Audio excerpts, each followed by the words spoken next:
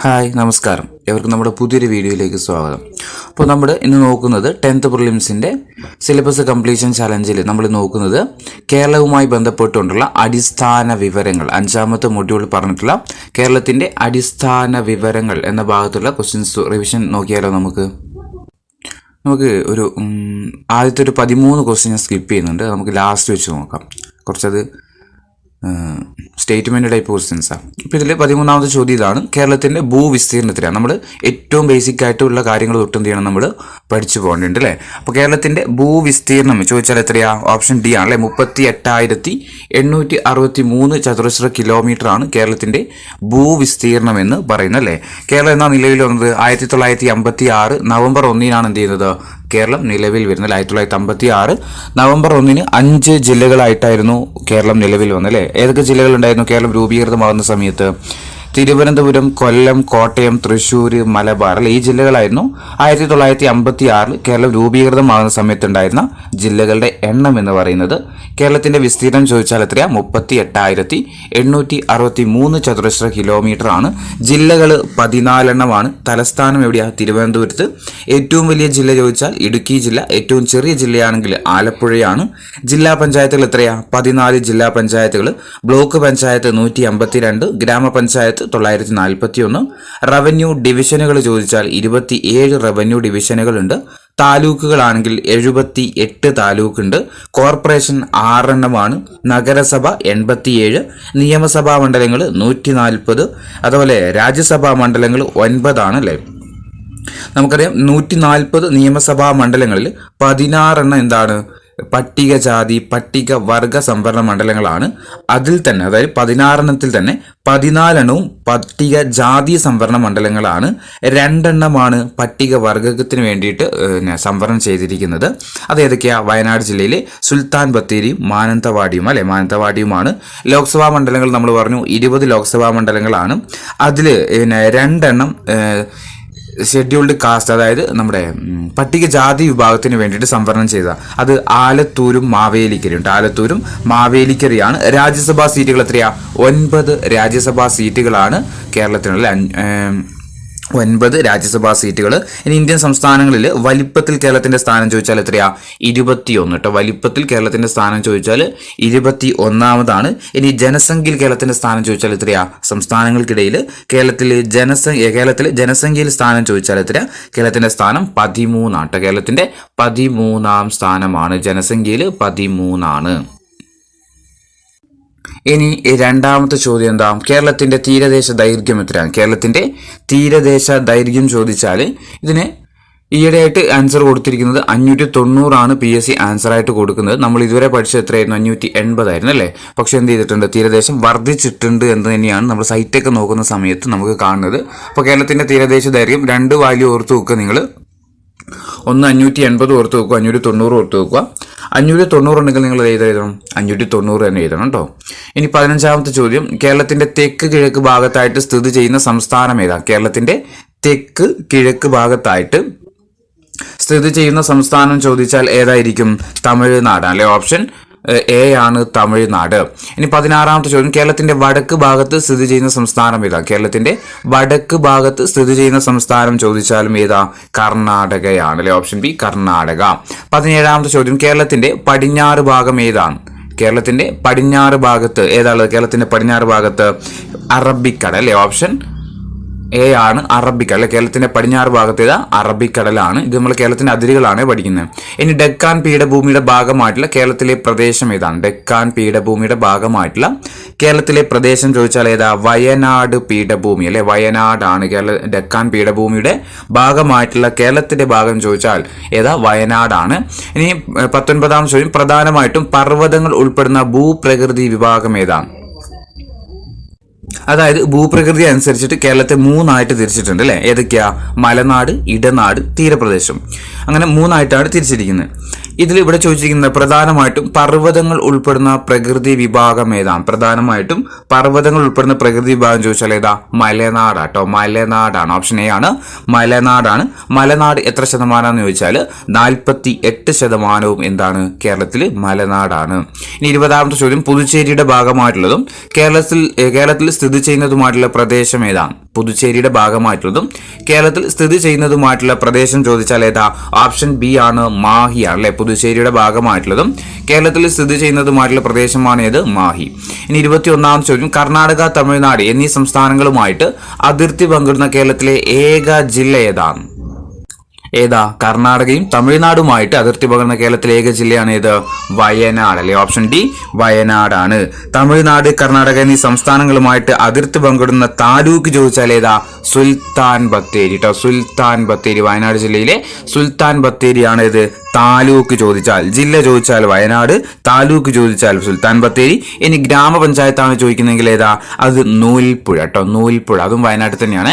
കർണാടക, തമിഴ്നാട് എന്നീ സംസ്ഥാനങ്ങളുമായിട്ട് അതിർത്തി പങ്കിടുന്ന കേരളത്തിലെ ഏക ജില്ല ചോദിച്ചാൽ വയനാട്, താലൂക്ക് ചോദിച്ചാൽ സുൽത്താൻ ബത്തേരി. ഇനി പഞ്ചായത്ത് ചോദിക്കുന്നെങ്കിൽ ഏതാ? അത് നൂൽപ്പുഴയാണ്. 22ാമത്തെ ചോദ്യം, കേരളത്തിലെ ആകെ ഭൂവിസ്തൃതിയുടെ 48% ഏതാണ്? നമ്മൾ ഓൾറെഡി പറഞ്ഞു കഴിഞ്ഞു. ഏതായിരുന്നു? മലനാട് അല്ലെ. കേരളത്തിന്റെ ഭൂവിസ്തൃതിയുടെ 48% ഏതാ? മലനാടാണ്. ഇനി പശ്ചിമഘട്ട മലനിരയിലെ ഏറ്റവും ഉയരം കൂടിയ കൊടുമുടി ഏതാണ്? പശ്ചിമഘട്ട നിലയിലെ ഏറ്റവും ഉയരം കൂടിയ കൊടുമുടി ചോദിച്ചാൽ ഏതാ?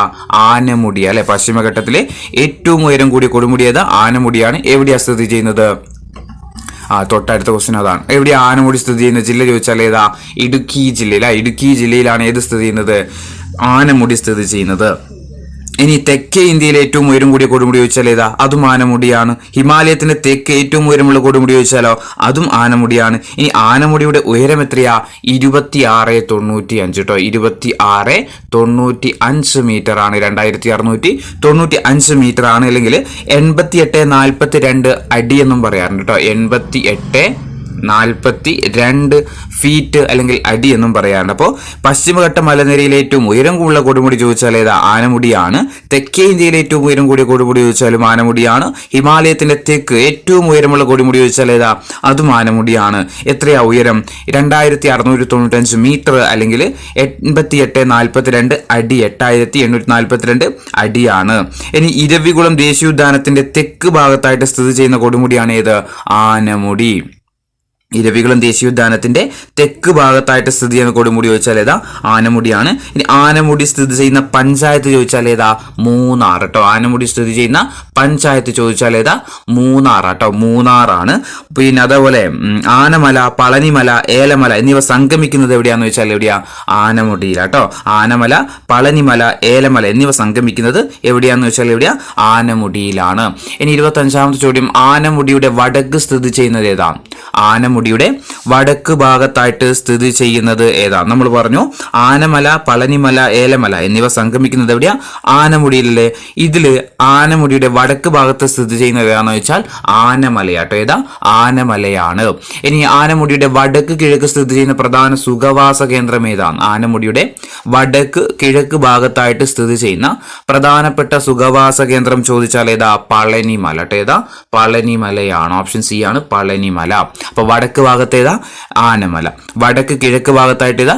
പളനിമല. ഇനി തെക്ക് ഭാഗത്തായിട്ട് സ്ഥിതി ചെയ്യുന്ന മലനിര ഏതാണ്? ആനമുടിയുടെ തെക്ക് ഭാഗത്തായിട്ട് സ്ഥിതി ചെയ്യുന്ന മലനിര ചോദിച്ചാൽ ഏതാ? ഏലമലയാട്ടോ. ഓപ്ഷൻ ഡി ആണ്, ഏലമല.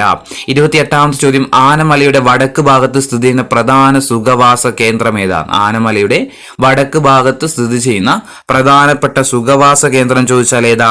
നീലഗിരി കേട്ടോ. ഓപ്ഷൻ എ ആണ്, നീലഗിരി കേട്ടോ. നീലഗിരിയാണ്. 29ാമത്തെ ചോദ്യം, പശ്ചിമഘട്ടത്തിന്റെ തെക്കേ അറ്റത്ത് സ്ഥിതി ചെയ്യുന്ന മലനിര ഏതാണ്? പശ്ചിമഘട്ടത്തിന്റെ തെക്കേ അറ്റത്ത് സ്ഥിതി ചെയ്യുന്ന മലനിര ചോദിച്ചാൽ ഏതാ? അഗസ്ത്യാർകൂടം ആട്ടോ. ഓപ്ഷൻ ഡി ആണ്, അഗസ്ത്യാർകൂടം. പശ്ചിമഘട്ടത്തിന്റെ തെക്കേ അറ്റത്ത് സ്ഥിതി ചെയ്യുന്ന മലനിര ചോദിച്ചാൽ ഏതാ? അഗസ്ത്യാർകൂടം ആട്ടോ. ഏതാ? അഗസ്ത്യാർകൂടം. ഇന്ത്യയിലെ തന്നെ ആദ്യത്തെ ബയോളജിക്കൽ പാർക്കാണ് ഇത് അഗസ്ത്യവനം ബയോളജിക്കൽ പാർക്ക് കേട്ടോ. ഇന്ത്യയിലെ തന്നെ ആദ്യത്തെ ബയോളജിക്കൽ പാർക്ക് ചോദിച്ചാൽ ഏതാ അഗസ്ത്യവനം ബയോളജിക്കൽ പാർക്കാണ്. 2016 എന്ത് ചെയ്യുന്നത് യുനെസ്കോയുടെ ലോക ജൈവ മണ്ഡല ശൃംഖലയിൽ ഉൾപ്പെടുന്നത് കേട്ടോ. 2016 അഗസ്ത്യമല ബയോസ്ഫിയർ റിസർവ് ഏതിൽ ഉൾപ്പെടുന്നത് യുനെസ്കോയുടെ ലോക ജൈവ മണ്ഡല ശൃംഖലയിൽ ഉൾപ്പെടുന്നത്. സംരക്ഷിത ജൈവമണ്ഡല പദവി ലഭിക്കുന്ന ഇന്ത്യയിലെ 10ാമത്തെ ജൈവമണ്ഡലം കൂടിയാണ് ഏത് അഗസ്ത്യമല. ഒന്നാമത്തെ ഏതാണെന്നറിയോ? ഒന്നാമത്തെ നീലഗിരി ബയോസ്ഫിയർ റിസർവ്, 10ാമത്തെയാണ് ഇത് അഗസ്ത്യമല എന്ന കാര്യം ഓർത്തു വെക്കുക. ഇനി സമുദ്രനിരപ്പിൽ നിന്ന് അഗസ്ത്യമലയുടെ ഉയരം എത്രയാണ്? സമുദ്രനിരപ്പിൽ നിന്ന് അഗസ്ത്യമലയുടെ ഉയരം ചോദിച്ചാൽ എത്ര? 1868 മീറ്റർ ആട്ടോ. ഓപ്ഷൻ ബി ആണ് 1868 മീറ്റർ ആണ് ഇത് അഗസ്ത്യമലയുടെ ഉയരം എന്ന് പറയുന്നത്. ഇനി അഗസ്ത്യാർകൂടം സ്ഥിതി ചെയ്യുന്ന താലൂക്ക് ഏതാണ്? അഗസ്ത്യാർകൂടം സ്ഥിതി ചെയ്യുന്ന താലൂക്ക് ചോദിച്ചാൽ ഏതാ? ഓപ്ഷൻ സി ആണ് നെടുമങ്ങാട് താലൂക്ക്. അഗസ്ത്യാർകൂടം സ്ഥിതി ചെയ്യുന്ന താലൂക്ക് ചോദിച്ചാൽ ഏതാ? നെടുമങ്ങാട് താലൂക്കാണ്. ഇനി തെക്കേ ഇന്ത്യയിലെ 2ാമത്തെ ഉയരം കൂടിയ പർവ്വതം ഏതാണ്? തെക്കേ ഇന്ത്യയിലെ ഏറ്റവും വലുത് നമ്മൾ പറഞ്ഞു ഏതായിരുന്നു? ആനമുടി അല്ലെ. അങ്ങനെയാണെങ്കിൽ തെക്കേ ഇന്ത്യയിലെ 2ാമത്തെ ഏറ്റവും വലിയ ഉയരം കൂടിയ പർവ്വതനിര ചോദിച്ചാൽ ഏതാ? അത് മീശപ്പുലിമലയാണ്. ഓപ്ഷൻ ബി ആണ് മീശപ്പുലിമലയാണ്. കേരളത്തിലെ 2ാമത്തെ ഉയരം കൂടി കൊടുമുടി ചോദിച്ചാലും ഏത് തന്നെ എഴുതണം? നമ്മൾ മീശപ്പുലിമല എഴുതണം കേട്ടോ. ഇനി 33ാമത്തെ ചോദ്യം, യുനെസ്കോയുടെ മാൻ ആൻഡ് ബയോസ്ഫിയർ പ്രോഗ്രാമിൽ ഉൾപ്പെട്ട പൂർണ്ണമായിട്ടും കേരളത്തിൽ സ്ഥിതി ചെയ്യുന്ന ബയോസ്ഫിയർ റിസർവ് ഏതാണ്? നമ്മൾ പറഞ്ഞു കഴിഞ്ഞതായിരുന്നു അല്ലെ. യുനെസ്കോയുടെ മാൻ ആൻഡ് ബയോസ്ഫിയർ റിസർവ് പ്രോഗ്രാമിൽ പൂർണ്ണമായിട്ടും ഉൾപ്പെട്ട കേരളത്തിൽ സ്ഥിതി ചെയ്യുന്ന ബയോസ്ഫിയർ റിസർവ് വെച്ചാൽ ഏതാ? അഗസ്ത്യാർകൂടമാട്ടോ. ഏതാ? അഗസ്ത്യാർകൂടമാണ്. 34ാമത്തെ ചോദ്യം, അഗസ്ത്യാർകൂടത്തെ സംരക്ഷിത ജൈവ കേന്ദ്രമായിട്ട് കേന്ദ്ര സർക്കാർ പ്രഖ്യാപിച്ച വർഷവും നമ്മൾ പറഞ്ഞു ഏതാ? 2001 അല്ലെ. 2001 ഇനി കേരളത്തിലെ ഏറ്റവും ഉയരം കൂടിയ 2ാമത്തെ കൊടുമുടി, കേരളത്തിലെ ഏറ്റവും ഉയരം കൂടിയ 2ാമത്തെ കൊടുമുടി ഏതായിരുന്നു? മീശപ്പുലിമല അല്ലെ. മീശപ്പുലിമല കേരളത്തിലെ ഉയരം കൂടിയ 2ാമത്തെ കൊടുമുടി ചോദിച്ചാൽ ഏതാ? മീശപ്പുലിമലയാണ്. ഇനി വയനാട് കുടക് അതിർത്തിയിൽ സ്ഥിതി ചെയ്യുന്ന പശ്ചിമഘട്ട മലനിരയിലെ ഭാഗം ഏതാണ്? വയനാട് കുടക് അതിർത്തിയിൽ സ്ഥിതി ചെയ്യുന്ന പശ്ചിമഘട്ട മലനിരയിലെ ഭാഗം ചോദിച്ചാൽ ഏതായിരിക്കും? ബ്രഹ്മഗിരി കുന്നുകളാട്ടോ. ഓപ്ഷൻ ഡി ആണ് ബ്രഹ്മഗിരി കുന്നുകളാണ്. ഇനി 37ാമത്തെ ചോദ്യം, മലനാടിനും തീരപ്രദേശത്തിനും ഇടയിലായിട്ട് ചെറു കുന്നുകളാലും താഴ്വരകളാലും സമൃദ്ധമായ പ്രദേശം ഏതാണ്? മലനാടിനും തീരപ്രദേശത്തിനും ഇടയിലായിട്ട് ചെറുകുന്നുകളാലും താഴ്വരകളാലും സമൃദ്ധമായ പ്രദേശം ചോദിച്ചാൽ ഏതായിരിക്കും? ഇടനാടാണ് അല്ലെ. ഏതാ? ഇടനാടാണ്. ഇനി ഇടനാട്ടില് പ്രധാനമായിട്ടും കാണപ്പെടുന്ന മണ്ണിനം ഏതാണ്? ഇടനാട്ടില് പ്രധാനമായിട്ടും കാണപ്പെടുന്ന മണ്ണിനം ചോദിച്ചാൽ ഏതാ? ലാറ്ററൈറ്റ് മണ്ണാട്ടോ. ഓപ്ഷൻ ബി ആണ് ലാറ്ററൈറ്റ് മണ്ണാണ്. ഇനി 39ാമത്തെ ചോദ്യം, geological survey of India geological സ്മാരകമായിട്ട് പ്രഖ്യാപിച്ച ലാറ്ററൈറ്റ് കുന്ന് ഏതാണ്? Geological survey of India geological സ്മാരകമായിട്ട് പ്രഖ്യാപിച്ച ലാറ്ററൈറ്റ് കുന്ന് ഏതാണ്? ഏതാ? അങ്ങാടിപ്പുറം ലാറ്ററൈറ്റ് കുന്നാട്ടോ. ഏതാ? അങ്ങാടിപ്പുറം ലാറ്ററൈറ്റ് കുന്നാണ്. 40ാമത്തെ ചോദ്യം, കേരളത്തിൽ കടൽ തീരമുള്ള ജില്ലകളുടെ എണ്ണം എത്രയാണ്? കേരളത്തിലെ കേരളത്തിലെ ജില്ലകളുടെ എണ്ണം ചോദിച്ചാൽ എത്ര ജില്ലകൾക്കാണ് കടൽ തീരമുള്ളത്? 9 ജില്ലകൾക്കാണ് എന്തുള്ളത്? കടൽ തീരമുള്ളത്. ഇനി ഇന്ത്യയിൽ എത്ര സംസ്ഥാനങ്ങൾക്ക് കടൽ തീരമുണ്ടെന്ന് ചോദിച്ചാൽ എത്രയാ? അതും 9 തന്നെയാട്ടോ. അതും എത്രയാ? 9 സംസ്ഥാനങ്ങൾക്കാണ് എന്തുള്ളത്? കടൽ തീരമുള്ളത്. അപ്പോൾ കേരളത്തിൽ ഏറ്റവും കൂടുതൽ കടൽ തീരമുള്ള ജില്ലകളുടെ എണ്ണം കേരളത്തിൽ കടൽ തീരമുള്ള ജില്ലകളുടെ എണ്ണം ചോദിച്ചാൽ എത്രയാ? 9 ജില്ലകൾക്കാണ് എന്തുള്ളത്? കടൽ തീരമുള്ളത്. ഇനി മറ്റ് സംസ്ഥാനങ്ങളുമായിട്ട് അതിർത്തി പങ്കിടാത്ത കേരളത്തിലെ ജില്ലകൾ എത്രയാ? മറ്റ് സംസ്ഥാനങ്ങളുമായിട്ട് അതിർത്തി പങ്കിടാത്ത കേരളത്തിൽ ജില്ല ചോദിച്ചാൽ എത്രയാ? 3 ജില്ലകൾക്ക് എന്തില്ല? മറ്റ് സംസ്ഥാനങ്ങളുമായിട്ട് അതിർത്തി പങ്കിടുന്നില്ല. ഏതൊക്കെ ജില്ല അത്? ആലപ്പുഴ, കോട്ടയം, കോഴിക്കോട് എന്ത് ചെയ്യുന്നില്ല? മറ്റ് സംസ്ഥാനങ്ങളുമായിട്ട് അതിർത്തി പങ്കിടുന്നില്ല കേട്ടോ. ഇനി MAB അതായത് മാൻ ആൻഡ് ബയോസ്ഫിയർ പദ്ധതിയിൽ ഉൾപ്പെട്ട ഇന്ത്യയിൽ നിന്നുള്ള 10ാമത്തെ ബയോസ്ഫിയർ റിസർവ് ഞാൻ പറഞ്ഞതായിരുന്നു. ഏതാ 10ാമത്തെ? ഏതാ? അഗസ്ത്യാർകൂടമാണ്. ഏതാ? അഗസ്ത്യാർകൂടമാണ്. 42ാമത്തെ ചോദ്യം, വടക്കൻ കേരളത്തിലെ ഇടനാടുകളിൽ പ്രധാനമായിട്ടും കാണപ്പെടുന്ന മണ്ണ് ഏതാ? വടക്കൻ കേരളത്തിലെ ഇടനാടുകളിൽ പ്രധാനമായിട്ടും കാണപ്പെടുന്ന മണ്ണ് ഏതാണ്? ഏതാ? ഓപ്ഷൻ ഡി ആണ് ലാറ്ററൈറ്റ് മണ്ണ് അല്ലെ. വടക്കൻ കേരളത്തിലെ ഇടനാടുകളിൽ കാണപ്പെടുന്ന പ്രധാനപ്പെട്ടുള്ള ഒരു മണ്ണാണ് ഏത്? ലാറ്ററൈറ്റ് മണ്ണ്. 43 ഏറ്റവും കൂടുതൽ കടൽ തീരമുള്ള കേരളത്തിലെ ജില്ല ഏതാണ്? ഏറ്റവും കൂടുതൽ കടൽ തീരമുള്ള കേരളത്തിലെ ജില്ല ചോദിച്ചാൽ ഏതാ? കണ്ണൂർ ജില്ലക്കാണ് ഏറ്റവും കൂടുതൽ എന്നുള്ളത് കടൽ തീരമുള്ളത്. 44 കേരളത്തിലെ ഏറ്റവും നീളം കൂടിയ ബീച്ച് ഏതാ? കേരളത്തിലെ ഏറ്റവും നീളം കൂടിയ ബീച്ച് ചോദിച്ചാൽ ഏതായിരിക്കും? ഏതായിരിക്കും? മുഴപ്പിലങ്ങാട് ബീച്ച് ആണല്ലേ. ഓപ്ഷൻ ബി ആണ് മുഴപ്പിലങ്ങാട് ബീച്ച്. കേരളത്തിലെ ഏറ്റവും നീളം കൂടിയ ബീച്ച് ചോദിച്ചാൽ ഏതാ? മുഴപ്പിലങ്ങാട് ബീച്ചാണ്. ഇനി കേരളത്തിന്റെ തീരപ്രദേശത്ത് കാണപ്പെടുന്ന പ്രധാനപ്പെട്ട റേഡിയോ ആക്റ്റീവ് പദാർത്ഥങ്ങൾ ഏതൊക്കെയാണ്? കേരളത്തിന്റെ തീരപ്രദേശത്ത് കാണപ്പെടുന്ന പ്രധാനപ്പെട്ട റേഡിയോ ആക്റ്റീവ് പദാർത്ഥങ്ങൾ ഏതൊക്കെയാ? ഓപ്ഷൻ സി ആണ് ഇൽമനൈറ്റും മോണോസൈറ്റും. Option C ഇൽമനൈറ്റും മോണോസൈറ്റും. ഇനി ഏറ്റവും കുറവ് കടൽ തീരമുള്ള കേരളത്തിലെ ജില്ല ഏതാണ്? 46ാമത്തെ ചോദ്യം, ഏറ്റവും കുറവ് കടൽ തീരമുള്ള കേരളത്തിലെ ജില്ല ഏതാണ്? ഏതിനാ ഏറ്റവും കുറവ് കടൽ തീരമുള്ള ജില്ല ചോദിച്ചാൽ ഏതായിരിക്കും? ഓപ്ഷൻ ബി ആണ് കൊല്ലം ജില്ല അല്ലെ. കൊല്ലം ജില്ലക്കാണ് ഏറ്റവും കുറവ് കടൽ തീരമുള്ളത്. 47ാമത്തെ ചോദ്യം, ഏറ്റവും കൂടുതൽ കടൽ തീരമുള്ള കേരളത്തിലെ താലൂക്ക് ഏതാണ്? ഏറ്റവും കൂടുതൽ കടൽ തീരമുള്ള കേരളത്തിലെ താലൂക്ക് ചോദിച്ചാൽ ഏതാ? ഓപ്ഷൻ ബി ആണ് ചേർത്തല താലൂക്കാണ്. ഇനി പിന്നെ നമ്മൾ പറഞ്ഞു കേരളത്തിൽ കടൽ തീരമുള്ള ജില്ലകളുടെ എണ്ണം 9 ഇല്ലാത്ത ജില്ലകൾ എത്രയായിരിക്കും? 5 അല്ലെ. ഏതൊക്കെയാണത്? പത്തനംതിട്ട, കോട്ടയം, ഇടുക്കി, പാലക്കാട്, വയനാട് കേട്ടോ. കേരളത്തിൽ കടൽ തീരം ഇല്ലാത്ത ജില്ലകൾ ഏതൊക്കെയാണെന്ന് ചോദിച്ചാൽ പത്തനംതിട്ട, കോട്ടയം, ഇടുക്കി, പാലക്കാട്, വയനാട്. ഏറ്റവും കൂടുതൽ കടൽ തീരം നമ്മൾ പറഞ്ഞു കണ്ണൂർ ജില്ലക്കാണ്. ഏറ്റവും കുറവ് കടൽ തീരം ഉള്ളതോ? അത് കൊല്ലം ജില്ലക്ക് അല്ലെ. ഏറ്റവും കുറവ് കടൽ തീരം കൊല്ലം ജില്ലക്കാണ്. ഏറ്റവും കൂടുതൽ കടൽ തീരമുള്ള താലൂക്ക് നമ്മൾ പറഞ്ഞു ഏതാ? ചേർത്തലയാണ്. ഇനി കേരളത്തിൽ കടൽ തീരമില്ലാത്ത ഏക കോർപ്പറേഷൻ നമ്മൾ പറഞ്ഞു കേരളത്തിൽ 6 കോർപ്പറേഷനുകളുണ്ട്. അതിൽ 5 കോർപ്പറേഷനും കടൽ തീരമുണ്ട്. കടൽ തീരമില്ലാത്ത ഏക കോർപ്പറേഷനാണ് ഏത്? തൃശൂർ കോർപ്പറേഷൻ എന്ന കാര്യം ഓർത്തു വെക്കുക. കേരളത്തിലെ ഏറ്റവും നീളം കൂടിയ ബീച്ച് നമ്മൾ പറഞ്ഞതാണ് ഏതാ? മുഴപ്പിലങ്ങാട് ബീച്ചാണ്. കേരളത്തിലകത്തെ പൈതൃക ബീച്ച് ഏതാന്ന് ചോദിച്ചാൽ അഴീക്കോട് മുനക്കൽ ഡോൾഫിൻ ബീച്ച് ആട്ടോ. കേരളത്തിലകത്തെ പൈതൃക ബീച്ച് ചോദിച്ചാൽ ഏതാ? അഴീക്കോട് മുനക്കൽ ഡോൾഫിൻ ബീച്ചാണ്. ഇനി അടുത്തത്, ഇന്ത്യൻ യൂണിയന്റെ എത്ര ശതമാനമാണ് കേരളത്തിന്റെ ഭൂവിസ്തൃതി? ഇന്ത്യൻ യൂണിയന്റെ എത്ര ശതമാനമാണ് കേരളത്തിന്റെ ഭൂവിസ്തൃതി? എത്ര ശതമാനം? 1.18 ശതമാനമാണ്. 1.18 ശതമാനമാണ് കേരളം ഇന്ത്യൻ യൂണിയന്റെ എത്ര ശതമാനമെന്ന് ചോദിച്ചാൽ എത്ര? 1.18 ശതമാനമാണ്. ഇനി കുറച്ച് പ്രസ്താവന ചോദ്യങ്ങളാണ്. പഠിക്കാനുള്ളതൊക്കെ പഠിച്ചെടുത്തോളണം. ഒന്ന്, തന്നിരിക്കുന്ന പ്രസ്താവനകളിൽ ശരിയായത് ഏതൊക്കെയാൻ തിരഞ്ഞെടുക്കാൻ വേണ്ടിയിട്ടാണ്. കേരളത്തിന്റെ മലനാടിന്റെ ശരാശരി ഉയരം 900 മീറ്റർ ആണ്. രണ്ടാമത്തത്, കേരളത്തിന്റെ കിഴക്ക് ഭാഗത്തായിട്ടാണ് മലനാട് സ്ഥിതി ചെയ്യുന്നത്. മലനാടിന്റെ ഭൂരിഭാഗവും അറബിക്കടലിനോട് ചേർന്ന് കിടക്കുന്നു. മലനാടിന്റെ ഭൂരിഭാഗവും വനങ്ങളാണ്. ഇതിൽ ഏതൊക്കെയാണ് ശരിയായിട്ടുള്ള പ്രസ്താവനകൾ അല്ലേ?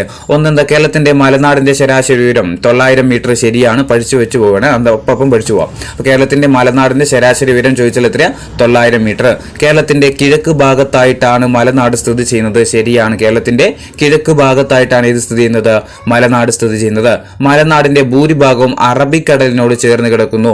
കേരളത്തിന്റെ ഏത് ഭാഗത്ത് അറബിക്കടലുള്ളത്? പടിഞ്ഞാറ് സൈഡ് അല്ലേ. കേരളത്തിന്റെ ഭൂപടം എടുത്തു കഴിഞ്ഞാൽ നമുക്കറിയാം ഇങ്ങനെയല്ലേ കേരളത്തിന് കൂടുതലുള്ളത്. ഇതാണ് കിഴക്ക്, ഇതാണ് പടിഞ്ഞാറ്. ഈ സൈഡാണ് ഏതുള്ളത്? അറബിക്കടലുള്ളത്. നമ്മൾ മലനാട് ഏത് സൈഡാ? ഈ സൈഡാ കേട്ടോ. മലനാടുള്ളത് ഈ സൈഡാണ്. അപ്പൊ ഇവിടെ മൂന്നാമത്തെ പ്രസ്താവന എന്താ പറഞ്ഞിരിക്കുന്നത്? മലനാടിന്റെ ഭൂരിഭാഗവും അറബിക്കടലിനോട് ചേർന്ന് കിടക്കുന്നു പറയുമ്പോൾ എന്താ? തെറ്റായിട്ടുള്ള പ്രസ്താവന അല്ലെ. മൂന്നാമത്തെ പ്രസ്താവന തെറ്റാണ്. നാലാമത്തെ എന്താ? മലനാടിന്റെ ഭൂരിഭാഗവും വനങ്ങളാണ് എന്നുള്ളത് എന്താണ്? ശരിയായിട്ടുള്ള പ്രസ്താവനയാണ്. അപ്പൊ 1, 2, 4 ഇതിൽ ശരിയായിട്ടുള്ള പ്രസ്താവനകൾ. ഇനി 50ാമത്തെ ചോദ്യം, പ്രധാനമായിട്ടും ഇതിലെന്താ ശരിയായ പ്രസ്താവന? തന്നിരിക്കുന്നതിൽ ശരിയായ പ്രസ്താവനകൾ തിരഞ്ഞെടുക്കാൻ വേണ്ടിയിട്ടാണ്. ഒന്ന്, പ്രധാനമായിട്ടും പർവ്വതങ്ങൾ ഉൾപ്പെടുന്ന ഭൂപ്രകൃതി വിഭാഗമാണ് മലനാട്. 2, കേരളത്തിലെ നദികളെല്ലാം ഉത്ഭവിക്കുന്ന ഭൂപ്രകൃതിയാണ് മലനാട്.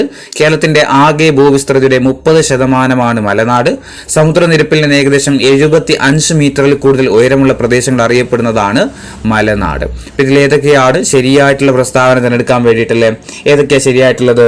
ഒന്നാമത്തെ എന്താ? പ്രധാനമായിട്ടും പർവ്വതങ്ങൾ ഉൾപ്പെടുന്ന ഭൂപ്രകൃതി വിഭാഗമാണ് മലനാട് എന്ന് പറഞ്ഞാൽ ശരിയാണ്.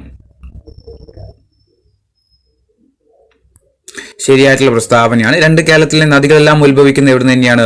മലനാട്ടിൽ നിന്നാണ്. കേരളത്തിലെ നദികളെല്ലാം ഉത്ഭവിക്കുന്ന ഭൂപ്രകൃതി വിഭാഗം മലനാടാണ്. കേരളത്തിന്റെ ആകെ ഭൂവിസ്തൃതിയുടെ 30% മലനാട് എന്ന് പറഞ്ഞാൽ തെറ്റാണ്. നമ്മൾ നേരത്തെ പഠിച്ചു കഴിഞ്ഞതാണ്. 48% ഏത്? 48% ഇത് മലനാട് അല്ലെ. 30 അല്ല, 48%. അപ്പൊ മൂന്നാമത്തെ പ്രസ്താവന തെറ്റാണ്. 4, സമുദ്രനിരപ്പിൽ നിന്ന് ഏകദേശം 75 മീറ്ററിൽ കൂടുതൽ ഉയരമുള്ള പ്രദേശങ്ങൾ അറിയപ്പെടുന്നത് മലനാട് എന്നാണ്. അതും എന്താണ്? ശരിയായിട്ടുള്ള പ്രസ്താവന കേട്ടോ. 7.5 മീറ്റർ വരെ ഏതാ? സമുദ്രനിരപ്പിൽ നിന്ന് 7.5 മീറ്റർ വരെ ഉയരത്തിൽ തീരപ്രദേശമാണ്. 7.5 മീറ്റർ മുതൽ 75 മീറ്റർ വരെ ഏതാന്ന് ചോദിച്ചാൽ ഇടനാടാണ്. 75 മീറ്ററിൽ കൂടുതൽ ഉയരമുള്ള പ്രദേശങ്ങളാണ് ഏത്? മലനാടെന്ന് അറിയപ്പെടുന്നത്. ഇനി 51ാം ചോദ്യം, കേരളത്തിന്റെ വിസ്തീർണം എത്ര ചതുരശ്ര മൈലാണ്? കേരളത്തിന്റെ വിസ്തീർണം എത്ര ചതുരശ്ര മൈലാണെന്ന് ചോദിച്ചു കഴിഞ്ഞാൽ ഓപ്ഷൻ ഡി ആണ് 15,005 ചതുരശ്ര മൈലാട്ടോ. 52ാമത്തെ ചോദ്യം, ഭൂപ്രകൃതിയുടെ അടിസ്ഥാനത്തിൽ കേരളത്തെ ഏതെല്ലാമായിട്ടാണ് തരം തിരിച്ചിരിക്കുന്നത്? നമ്മൾ പറഞ്ഞത് ഏതൊക്കെയാ? മലനാട്, ഇടനാട്, തീരപ്രദേശം അല്ലെ, മൂന്നുമായിട്ടാണ് കേരളത്തിന്റെ ഭൂപ്രദേശത്തിന്റെ അടിസ്ഥാനത്തിൽ തരം തിരിച്ചിരിക്കുന്നത്. ഏതൊക്കെയാ? മലനാട്, ഇടനാട്, തീരപ്രദേശം. 53ാമത്തെ ചോദ്യം, തീരപ്രദേശത്തെ പ്രധാനപ്പെട്ട കാർഷിക വിളകൾ ഏതൊക്കെയാണ്? തീരപ്രദേശത്തെ പ്രധാനപ്പെട്ട കാർഷിക വിളകൾ ഏതൊക്കെയാ? ഓപ്ഷൻ എ ആണ് നെല്ലും തെങ്ങും ആട്ടോ. തീരപ്രദേശത്തെ പ്രധാനമായിട്ടുള്ള കാർഷിക വിളകളാണ് ഏത്? നെല്ലും തെങ്ങും. ഇനി 54, കടൽ തീരമില്ലാത്ത ഏക കോർപ്പറേഷൻ. നമ്മൾ പറഞ്ഞു കഴിഞ്ഞായിരുന്നു 6 കോർപ്പറേഷനാണ് കേരളത്തിലുള്ളത്. 5 കോർപ്പറേഷനും കടൽ തീരമുണ്ട്, 1 കോർപ്പറേഷന് കടൽ തീരമില്ല. അത് ഏത് കോർപ്പറേഷൻ ആയിരുന്നു? തൃശ്ശൂർ കോർപ്പറേഷൻ എന്തില്ല? കടൽ തീരമില്ല. 55ാമത്തെ, കേരളത്തിലെ ഏറ്റവും വലിയ പീഠഭൂമി ഏതാണ്? കേരളത്തിലെ ഏറ്റവും വലിയ പീഠഭൂമി ഏതാണ്? ഏതാ? വയനാട് പീഠഭൂമി അല്ലെ. കേരളത്തിലെ ഏറ്റവും വലിയ പീഠഭൂമി വെച്ചാൽ ഏതാ? വയനാട് പീഠഭൂമിയാണ്. ഏതൊക്കെ പീഠഭൂമികൾ ഉണ്ട് കേരളത്തിലെ പ്രധാനപ്പെട്ട പീഠഭൂമികൾ ജസ്റ്റ് ഒന്ന് ഓർത്തു വെച്ചോ. വയനാട് പീഠഭൂമി 1, 2 നെല്ലിയാമ്പതി പീഠഭൂമി, 3 മൂന്നാർ പീരുമേട് പീഠഭൂമി, പിന്നെ പെരിയാർ പീഠഭൂമി കേട്ടോ. വയനാട് പീഠഭൂമി, നെല്ലിയാമ്പതി പീഠഭൂമി, മൂന്നാർ പീരുമേട് പീഠഭൂമി, പെരിയാർ പീഠഭൂമി. കേരളത്തിലെ ഏറ്റവും വലിയ പീഠഭൂമി വെച്ചാൽ ഏതാ? വയനാട് പീഠഭൂമി. നമുക്ക് ഫസ്റ്റത്തെ ക്വസ്റ്റ്യനിൽ വെച്ച് നോക്കാം ഒന്നുകൂടി. ഇത് നമ്മൾ ഇത്രയും പഠിച്ച ക്വസ്റ്റ്യൻസ് തന്നെയാണ്. അതിൽ എന്താ പറയുക, പ്രസ്താവന രൂപത്തിൽ തന്നിട്ട് നിങ്ങൾക്ക് എഴുതാൻ പറ്റുന്ന ജസ്റ്റ് ഒന്ന് നോക്കാം. തന്നിരിക്കുന്നതിന് ശരിയായ പ്രസ്താവന തിരഞ്ഞെടുക്കാൻ വേണ്ടിയിട്ടാണ്. 1, സമുദ്രനിരപ്പിൽ നിന്നും അഗസ്ത്യമലയുടെ ഉയരം 1868 മീറ്റർ ആണ്. 2ാമത്തെ, അഗസ്ത്യാർകൂടത്തെ സംരക്ഷിത ജൈവ കേന്ദ്രമായിട്ട് കേന്ദ്ര സർക്കാർ പ്രഖ്യാപിച്ച വർഷം 2002 ആണ്. 3ാമത്തെ, അഗസ്ത്യാർകൂടം സ്ഥിതി ചെയ്യുന്ന താലൂക്ക് നെടുമങ്ങാട്. 4, ഇന്ത്യയിലെ 2ാമത്തെ ഉയരം കൂടിയ പർവ്വതമാണ് മീശപ്പുലിമല. ഇതിലേതൊക്കെയാണ് ശരിയായിട്ടുള്ള പ്രസ്താവനകൾ എന്ന് കണ്ടെത്താൻ വേണ്ടിയിട്ടല്ല അല്ലെ. ഏതൊക്കെയാ ശരിയായിട്ടുള്ളത്? 1ാമത്തെ എന്താ? സമുദ്രനിരപ്പിൽ നിന്ന് അഗസ്ത്യമലയുടെ ഉയരം 1868 മീറ്റർ നമ്മൾ പഠിച്ചു, ശരിയാണ്.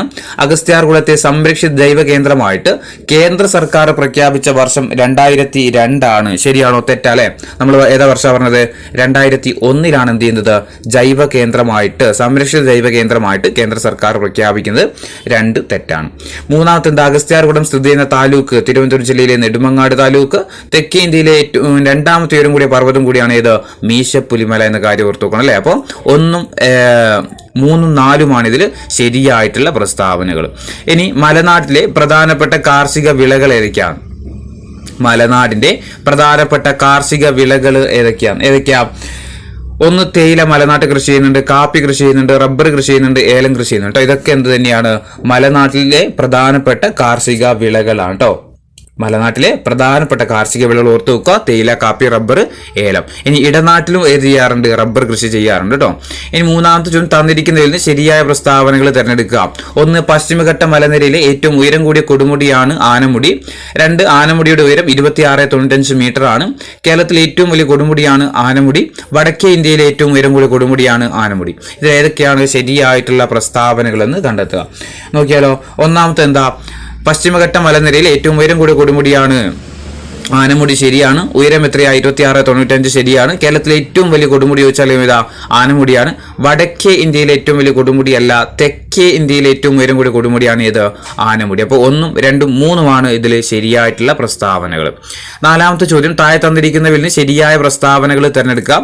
1, ആനമുടി സ്ഥിതി ചെയ്യുന്നത് കൊല്ലം ജില്ലയുടെ തെക്ക് ഭാഗത്താണ്. 2, ആനമല, പളനിമല, ഏലമല എന്നിവ സംഗമിക്കുന്നത് ആനമുടിയിലാണ്. 3ാമത്തത്, ആനമുടിയുടെ വടക്ക് കിഴക്ക് സ്ഥിതി ചെയ്യുന്ന മലനിരയാണ് പളനിമല. 4, ആനമലയുടെ വടക്ക് ഭാഗത്ത് സ്ഥിതി ചെയ്യുന്ന പ്രധാന സുഖവാസ കേന്ദ്രമാണ് നീലഗിരി. ഇതിലേതൊക്കെയാണ് ശരിയായിട്ടുള്ള പ്രസ്താവനകൾ എന്ന് കണ്ടെത്തുക. ഏതൊക്കെയായിരിക്കും? 1, ആനമുടി സ്ഥിതി ചെയ്യുന്നത് കൊല്ലം ജില്ലയുടെ തെക്ക് ഭാഗത്താണ്. തെറ്റാണ് അല്ലെ. ഇടുക്കി ജില്ലയിലാണ് ഏത്? പിന്നെ ആനമുടി സ്ഥിതി ചെയ്യുന്നത് കൊല്ലം ജില്ലയുടെ ഏത് ഭാഗത്തായിട്ടായിരിക്കും വരുന്നത്? കൊല്ലം ജില്ലയുടെ ഏത് ഭാഗത്തെന്ന് വെച്ചാൽ വടക്ക് ഭാഗത്തായിരിക്കും വരുന്നത്. അപ്പോൾ തെറ്റാണ് എന്തായാലും. 2, ആനമല, ഏലമല, പളനിമല എന്നിവ സംഗമിക്കുന്നത് എവിടെയാ? ആനമുടിയിലാണ്. അത് നമ്മൾ പഠിച്ചതാണ്. 2, ആനമുടിയുടെ വടക്ക് കിഴക്ക് സ്ഥിതി ചെയ്യുന്ന മലനിരയാണ് ഏത്? പളനിമല. അതും നമ്മൾ പഠിച്ചതാണ്. ഇനി നാലാമത്തെ പ്രസ്താവന, ആനമലയുടെ വടക്ക് ഭാഗത്ത് സ്ഥിതി ചെയ്യുന്ന പ്രധാന സുഖവാസ കേന്ദ്രമാണ് നീലഗിരി എന്ന് പറയുന്നു. ശരിയാണ് അല്ലെ. അപ്പൊ അതും എന്താണ് ശരിയായിട്ടുള്ള പ്രസ്താവന. ശരിയായിട്ടുള്ളത് 2, 3, 4 ഇതിലെ ശരിയായിട്ടുള്ള പ്രസ്താവനകൾ. നിങ്ങൾ പഠിച്ചു വെക്കണേ അതൊക്കെ. ഇതെന്തായാലും ചോദിക്കാൻ പറ്റിയ ക്വസ്റ്റ്യൻസാ. തന്നിരിക്കുന്നതിൽ ശരിയായ പ്രസ്താവനകൾ ഏതൊക്കെയാണെന്ന് കണ്ടെത്തുക. തന്നിരിക്കുന്നതിൽ ശരിയായിട്ടുള്ള പ്രസ്താവനകൾ ഏതൊക്കെയാണ്? ഒന്ന്, ഇടനാട്ടിൽ പ്രധാനമായിട്ടും കാണപ്പെടുന്നത് ലാറ്ററൈറ്റ് മണ്ണാണ്. ഇടനാട്ടിൽ പ്രധാനമായിട്ടും കാണപ്പെടുന്നത് ലാറ്ററൈറ്റ് മണ്ണാണ്. ശരിയാണ്. രണ്ടാമത്തെ എന്താ, വടക്കൻ കേരളത്തിലെ ഇടനാടുകളിൽ പ്രധാനമായിട്ടും കാണപ്പെടുന്നത് ലാറ്ററൈറ്റ് കുന്നുകളാണ്. ശരിയാണ്, നമ്മൾ പഠിച്ചിട്ടുണ്ട്. അങ്ങാടിപ്പുറം ലാറ്ററൈറ്റ് കുന്ന് എവിടെയാ? മലപ്പുറം ജില്ലയിൽ അല്ലേ. മൂന്നാമത്തത്, കേരളത്തിന്റെ ഭൂവിസ്തൃതി 15% തീരപ്രദേശം. തെറ്റാണ്. 12 എന്നും പറയുന്നുണ്ട്, 10 എന്നും പറയുന്നുണ്ട്. എന്തായാലും 15 പറയുന്നില്ല. ഇപ്പൊ ഏറ്റവും ലേറ്റസ്റ്റ് കണക്ക് പ്രകാരം 12% ആയിട്ടുണ്ട് എന്ന് പറയുന്നുണ്ട് കേട്ടോ. ഇനി കേരളത്തിന്റെ തീരപ്രദേശത്തിന്റെ നീളം 590 കിലോമീറ്റർ ആണ്. നമ്മൾ പറഞ്ഞതാണ് ശരിയായിട്ടുള്ള പ്രസ്താവന അല്ലെ. അപ്പൊ എന്താണ് എല്ലാ പ്രസ്താവനകളും എന്താണ് ശരിയായിട്ടുള്ള 1, 2, 4 ശരി അല്ലെ. മൂന്നാമത്തെ തെറ്റാണല്ലോ. കേരളത്തിന്റെ ഭൂവിസ്തൃതി 10% അല്ലെങ്കിൽ 12% കേട്ടോ. ഏറ്റവും ലേറ്റസ്റ്റ് പ്രകാരം 12 എന്നാ പറയുന്നത്, അല്ലാതെ 10% നമ്മൾ ഇതുവരെ പഠിച്ചുകൊണ്ടിരുന്നത് കേട്ടോ.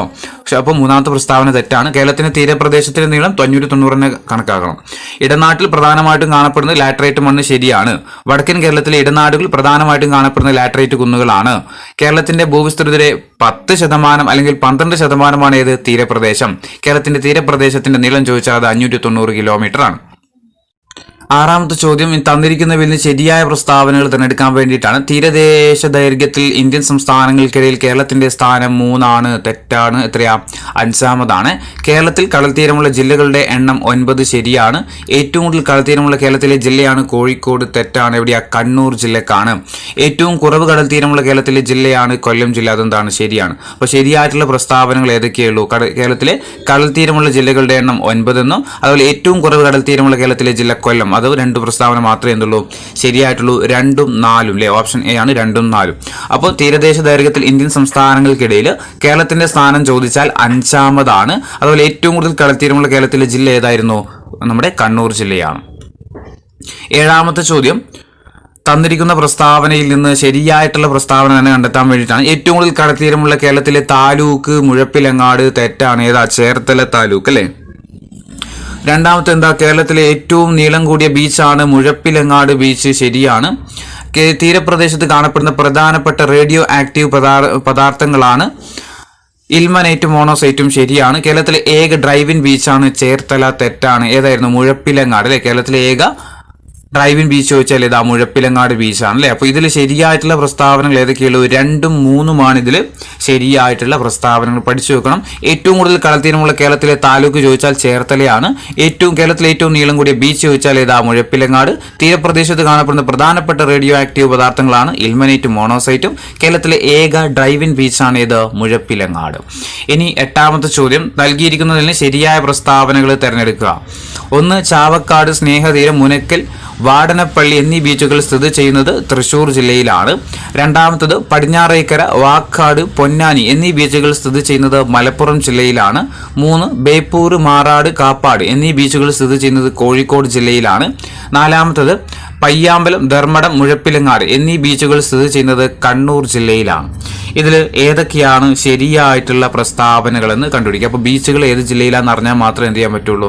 നമുക്ക് ഇതിന്റെ ആൻസർ എഴുതാൻ പറ്റുള്ളൂ അല്ലേ. അപ്പോൾ പഠിച്ചു വെച്ചോ. ഇതൊക്കെ എന്താണ് ശരിയായിട്ടുള്ള പ്രസ്താവനകളാണ്. ഇതിങ്ങനെ തന്നെ പഠിച്ചു വെക്കാം. തൃശൂർ ജില്ലയിലെ ബീച്ചുകളാണ് ഏതൊക്കെ? ചാവക്കാട്, സ്നേഹതീരം, മുനക്കൽ, വാടനപ്പള്ളി എന്നിവ. രണ്ടാമത്തെ എന്താ? പടിഞ്ഞാറേക്കര, വാക്കാട്, പൊന്നാനി എവിടെയാണ് സ്ഥിതി ചെയ്യുന്നത്? മലപ്പുറം ജില്ലയിലാണ്. ബേപ്പൂർ, മാറാട്, കാപ്പാട് എന്നീ ബീച്ചുകൾ എവിടെയാ? കോഴിക്കോട് ജില്ല. പയ്യാമ്പലം, ധർമ്മടം, മുഴപ്പിലങ്ങാട് എന്നീ ബീച്ചുകൾ സ്ഥിതി ചെയ്യുന്നത് കണ്ണൂർ ജില്ല. അപ്പോൾ എല്ലാ ജില്ലയിലും സ്ഥിതി ചെയ്യുന്ന ബീച്ചുകൾ ജസ്റ്റ് പഠിച്ചു വെക്കണേ. 9-ാമത്തെ ചോദ്യം, തന്നിരിക്കുന്നവയിൽ നിന്ന് ശരിയായിട്ടുള്ള പ്രസ്താവനകൾ ഏതൊക്കെയാണെന്ന് കണ്ടെത്തുക. 1, കേരളത്തിലകത്ത് ഭിന്നശേഷി സൗഹൃദ ബീച്ച് സ്ഥിതി ചെയ്യുന്നത് വിഴിഞ്ഞത്താണ്. അതെന്താണ്? തെറ്റാണല്ലേ. എവിടെയാ ആദ്യത്തെ ഭിന്നശേഷി സൗഹൃദ ബീച്ച് കേരളത്തിലെ? അത് ആലപ്പുഴ ബീച്ചാട്ടോ. ഏതാ? ആലപ്പുഴയാണ്. രണ്ടാമത്തെ കേരളത്തിലകത്ത് പൈതൃക ബീച്ചാണ് അഴീക്കൽ, മുനക്കൽ, ഡോൾഫിൻ ബീച്ച്. കടലാമകളുടെ പ്രജനന കേന്ദ്രമായ കോഴിക്കോട്ടെ കടൽ തീരമാണ് കൊളാവി പാലം. ശരിയാണ്. കേരളത്തിലകത്തെ കോസ്റ്റ് ഗാർഡ് പോലീസ് സ്റ്റേഷൻ ആരംഭിച്ച സ്ഥലമാണ് ആലപ്പുഴ ആണോ? തെറ്റാണ്. എവിടെയാ? നീണ്ടകര കൊല്ലമാണ് അല്ലെ? നീണ്ടകര കൊല്ലമാണ് അല്ലെ? കേരളത്തിലകത്തെ തീരദേശ പോലീസ് സ്റ്റേഷൻ ചോദിച്ചാൽ ഏതാ? നീണ്ടകര കൊല്ലമാണ്. അപ്പോൾ ഇതിൽ ശരിയായിട്ടുള്ള ജസ്റ്റ് ഒന്ന് പഠിച്ചു. കേരളത്തിലകത്തെ ഭിന്നശേഷി സൗഹൃദ ബീച്ച് ഏതാ? ആലപ്പുഴ. കേരളത്തിലകത്തെ പൈതൃക beach Azhikode Munakkal dolphin beach. കടലാമകളുടെ പ്രജനന കേന്ദ്രമായ കോഴിക്കോട്ടെ കടൽ തീരമാണ് ഏത്? കൊളാവി കടൽ തീരം. ഇനി കേരളത്തിലെ ആദ്യത്തെ കോസ്റ്റ് ഗാർഡ് സ്റ്റേഷൻ ആരംഭിച്ച സ്റ്റേഷൻ ചോദിച്ചാൽ ഏതാ? പോലീസ് സ്റ്റേഷൻ ചോദിച്ചാൽ ഏതാ? ആലപ്പുഴയിലാണ്. ആലപ്പുഴയല്ല, നീണ്ടകരയാണ്. ഇത് തെറ്റാ, നീണ്ടകര കേട്ടോ, നീണ്ടകരയാണ്. 10ാമത്തെ ചോദ്യം, തന്നിരിക്കുന്നവയിൽ ശരിയായ പ്രസ്താവനകൾ ഏതൊക്കെയാണെന്ന് കണ്ടെത്തുക. 1 വെള്ളപ്പൊക്കത്തെയും ലവണാംശത്തെയും അതിജീവിക്കാൻ ശേഷിയുള്ള നെല്ലിനമാണ് പൊക്കാളി. 2 ബോഡി നായ്ക്കന്നൂർ ചുരത്തിലൂടെ കടന്നുപോകുന്ന ദേശീയപാതയാണ് NH85. പാലക്കാട് ചുരത്തിലൂടെ കടന്നുപോകുന്ന ദേശീയപാതയാണ് NH744. 4ാമത്തത് ആര്യങ്കാവ് ചുരത്തിലൂടെ കടന്നുപോകുന്ന ദേശീയപാതയാണ് 544. അപ്പൊ ഇതിൽ ഏതൊക്കെയാണ് ശരിയായിട്ടുള്ള പ്രസ്താവനകൾ എന്ന് കണ്ടെത്തണം അല്ലെ? ഒന്നാമത്തെ എന്താ? വെള്ളപ്പൊക്കത്തെയും ലവണാംശത്തെയും അതിജീവിക്കാൻ ശേഷിയുള്ള നെല്ലിനം പൊക്കാളി ശരിയാണ്. 2 ബോഡി നായ്ക്കന്നൂർ ചുരത്തിലൂടെ കടന്നുപോകുന്ന ദേശീയപാത 85 ശരിയാണ്. പാലക്കാട് ചുരത്തിലൂടെ കടന്നുപോകുന്ന ദേശീയപാത 744 അല്ല 544 കേട്ടോ. ഇത് അങ്ങോട്ടും ഇങ്ങോട്ടും മാറ്റി കൊടുത്തതാണ്. അതായത് 3ാമത്തെ ആൻസർ 544, 4ാമത്തെ ആൻസർ 744 ആണ് കേട്ടോ. പഠിച്ചു വെക്കാം. പാലക്കാട് ചുരത്തിലൂടെ കടന്നുപോകുന്ന ദേശീയപാത 544, ആര്യങ്കാവ് ചുരത്തിലൂടെ കടന്നുപോകുന്ന ദേശീയപാത 744 ആണ്. അപ്പോൾ ഇതിൽ ശരിയായിട്ടുള്ളത് ഏതൊക്കെയുള്ളൂ? 1ഉം 2ഉം മാത്രമേ ഇതിൽ ശരിയായിട്ടുള്ളൂ കേട്ടോ. ഇനി അടുത്ത ചോദ്യം, തന്നിരിക്കുന്ന പ്രസ്താവനകളിൽ ശരിയായത് ഏതൊക്കെയാണെന്ന് തിരഞ്ഞെടുക്കാം. ഒന്നാമത്തെ എന്താ? കേരളത്തിലെ ജിയോളജിക്കൽ സ്മാരകമായിട്ട് പ്രഖ്യാപിക്കപ്പെട്ടത് അങ്ങാടിപ്പുറം ലാറ്ററൈറ്റ് കുന്നുകളാണ്. ശരിയാണ്, നമ്മൾ പഠിച്ചു. 2ാമത്തെ കേരളത്തിലെ 2ാമത്തെ ജിയോളജിക്കൽ സ്മാരകമായിട്ട് പ്രഖ്യാപിക്കപ്പെടുന്നത് വർക്കല ക്ലിഫാണ്. നമ്മൾ പഠിച്ചിട്ടില്ല, ഇപ്പോൾ പഠിക്കുന്നു. ഓർത്തു നോക്കൂ. കേരളത്തിലെ 2ാമത്തെ ജിയോളജിക്കൽ സ്മാരകമായിട്ട് പ്രഖ്യാപിക്കപ്പെടുന്നത് വർക്കല ക്ലിഫാണ്. ഇനി കേരളത്തിലെ കടൽ തീരം ഇല്ലാത്ത ജില്ലകളുടെ എണ്ണം 5 ആണ്. കടൽ തീരമില്ലാത്ത ഏക കോർപ്പറേഷൻ ഏതാ? തൃശ്ശൂരാണ്. അപ്പോൾ 4 പ്രസ്താവനകളും ശരിയാണ്. അപ്പോൾ കേരളത്തിലെ ആദ്യത്തെ ജിയോളജിക്കൽ സ്മാരകമായിട്ട് പ്രഖ്യാപിക്കപ്പെട്ടത് അങ്ങാടിപ്പുറം ലാറ്ററൈറ്റ് കുന്നുകളാണ്. 2ാമത്തെ കേരളത്തിലെ 2ാമത്തെ ജിയോളജിക്കൽ സ്മാരകമായിട്ട് പ്രഖ്യാപിക്കപ്പെടുന്നത് വർക്കല ക്ലിഫാണ്. കേരളത്തിൽ കടൽ തീരം ഇല്ലാത്ത ജില്ലകളുടെ എണ്ണം ചോദിച്ചാൽ 5 എണ്ണം. കടൽ തീരമുള്ള ഏക കോർപ്പറേഷൻ ചോദിച്ചാൽ കടൽ തീരം ഇല്ലാത്ത ഏക കോർപ്പറേഷൻ ചോദിച്ചാൽ ഏതാ? തൃശ്ശൂരാണ്.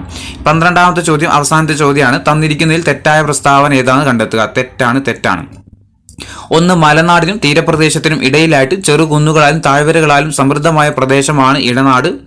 ശരിയാണ്. കേരളത്തിന്റെ ആകെ ഭൂവിസ്തൃതിയുടെ 50% ഇടനാട്. തെറ്റാണ്. എത്ര ശതമാനം? 40% അല്ലെങ്കിൽ 42% കേട്ടോ. 40 പറയുന്നുണ്ട്, 42 പറയുന്നുണ്ട്. അതായത് തീരപ്രദേശം 12 എടുത്തു കഴിഞ്ഞാൽ ഇത് എത്രയാകും? ഇടനാട് എത്രയാവും? ഇടനാട് 40% പിന്നെ മലനാട് 48%. 48%, അതായത് ഇടനാടിന് പ്രത്യേക മാറ്റമൊന്നുമില്ല. ഇടനാട് എത്ര തന്നെയാ? 48% തന്നെ. പക്ഷെ ഈ തീരപ്രദേശം കൂടുന്നത് എങ്ങനെയായിരിക്കും? ഇടനാടിൽ നിന്ന് വലിച്ചിട്ടായിരിക്കും അല്ലേ?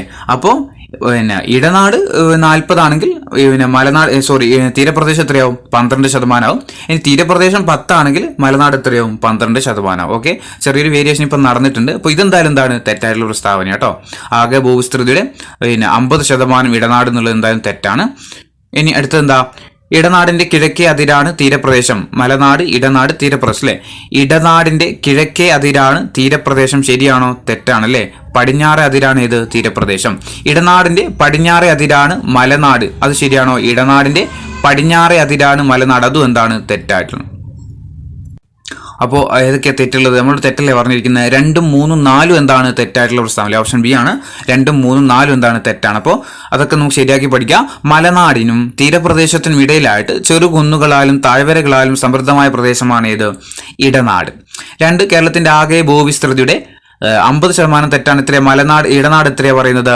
40% അല്ലെങ്കിൽ 42% കേരളത്തിന്റെ ഇടനാട് എന്ന് പറയുന്നത്. ഇനി ഇടനാടിന്റെ പടിഞ്ഞാറേ അതിരാണ് തീരപ്രദേശം. ഇടനാടിന്റെ പടിഞ്ഞാറേ അതിരാണ് ഏത്?